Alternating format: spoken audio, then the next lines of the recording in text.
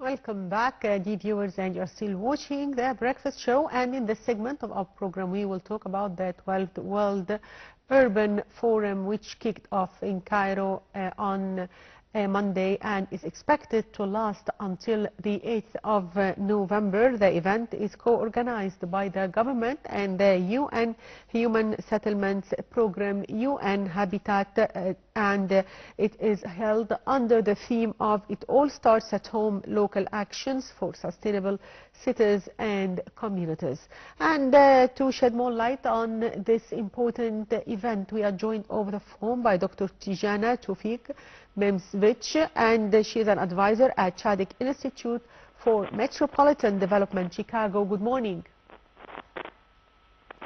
Good morning. Thank you so much for having me as a guest of your program today. Thank you. So, Dr. Tijana, how can we ensure that urban environments are sustainable and safe for their citizens? That's a very good question, and it is a very broad question, to be honest, because it requires a comprehensive approach. It requires a multifaceted approach that is really grounded in inclusive design, in resilient infrastructure, and also in adaptive planning. So when we talk about urban sustainability, one thing that people oftentimes don't understand is that we need to prioritize long-term plans, long-term durability, and often in politics that's not the issue. We deal with very short-term decisions, and that can, in the long run, actually be detrimental more than helpful. So we need to prioritize human development and the efficient use of resources while also minimizing the environmental impact. So just to put it kind of in simpler terms, I think it's very important that we understand how to use resources wisely, reduce pollution, provide green spaces, and make sure that everyone really has access to food that they need, like clean water, transportation, and safe housing. And for a context, urban context like Cairo, for example, to create a sustainable and safe city, we need that holistic approach, but we also need context-specific approach that is local, to address the local issues first, within environmental resilience, within social inclusion, as well as climate adaptation. And there are many ways we can do that. We can focus on nature-based solutions, such as the development of shaded green corridors, like neighborhood green projects, community gathering spaces. We can help reduce urban heat like that, or improve air quality. Another very important aspect would be enhanced mobility safety, which is critical, especially in cities that are high density, high vehicular congestion, and implementing integrated transport systems in such cities is a priority. We have to really make public transit accessible, and by accessible, I don't only mean physically accessible, but also economically accessible. So pedestrian pathways and bike lanes, they can really reduce traffic risks. And when you mention safety, it's a very broad perspective. Safety is, there are different aspects. We can talk about conflict in cities, we can talk about disaster risk or crime, traffic safety as well. But I think it's very crucial to incorporate developments that place essential services close to residents, so that there is less reliance on cars, that travel distances are short, and that we promote walkability, which essentially also lowers the risks of traffic, and as well as reduces air pollution. So we need to really strengthen the social capital, I would say, strengthen the community to respond to safety issues. We plan ahead instead of react. So the key here is to be proactive than reactive. On top of all of this, I would also add that we have the opportunity to leverage technology, and things are very changing in that front. We now have artificial intelligence in the game. We have smart, data-driven tools. So I think all of these efforts collectively can foster cities that are not only environmentally sustainable, but also healthy, to promote these safety and sustainability aspects that you asked about. Why, in your opinion, is this forum significant for global urbanization? I think the World Urban Forum is extremely significant because it brings together all kinds of people and different stakeholders. It brings together urban experts. It brings together policymakers, mayors of different cities from around the world. It brings together civil society as well as academia and researchers. They all come together to address these complexities of sustainable urbanization on a global scale. And the forum serves really as a collaborative space for sharing the solutions, case studies, experiences, and the best practices all over the world. It's a very unique opportunity when you have so many people with essentially the same goals of providing better living conditions all around the world and globe to exchange their experiences and knowledge in many different aspects.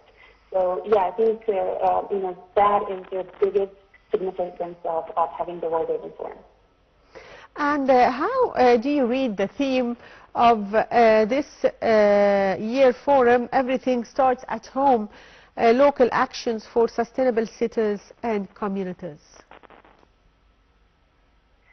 So I think the theme is very powerful because, like I mentioned, not only for cities like Cairo, for the regional cities, but everywhere globally, saying everything starts at home is a powerful thing that underlines the importance of localized efforts in creating sustainable cities, because sustainable urban development is most effective when it addresses that unique needs and the conditions of the individual community. So I think that this theme encourages cities to empower local stakeholders, from municipal authorities to neighborhood organizations, to take ownership and stewardship of sustainability initiatives and their resources.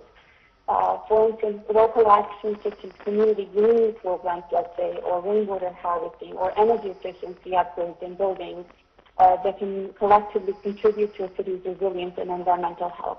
So by involving the citizens in these efforts and local communities, we not only strengthen the ties, but also ensure that sustainable development benefits are accessible to everyone. So, Doctor, what is the significance of Egypt hosting such a global conference? How do you see this?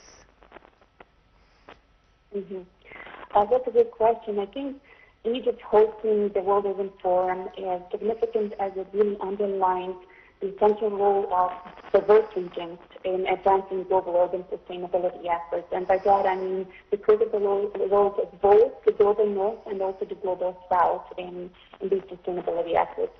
So, Cairo is a rapidly urbanizing megacity with its rich cultural heritage. It mirrors and it shows many challenges that are faced by other centers in the region. Such as balancing modernization with heritage preservation and also addressing, housing needs amid rapid growth. So hosting the World Urban Forum in Egypt really brings these issues to the forefront.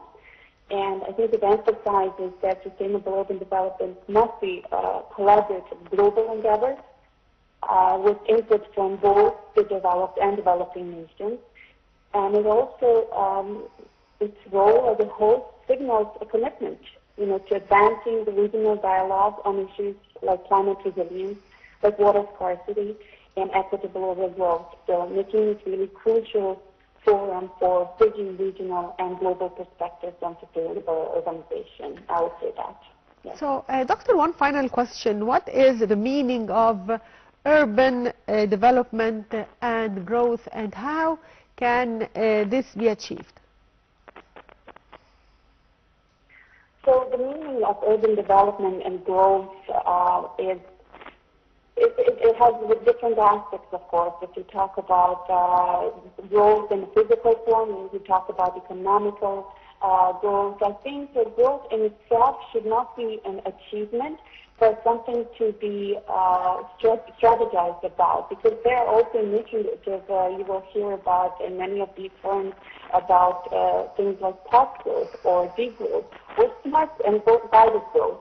So growth in essence is not always something that we strive for, but what we strive for is healthy, sustainable, and fair, inclusive urban environments. Does not necessarily have to go outwards or vertically, let's say, when we talk about high-rise and such development.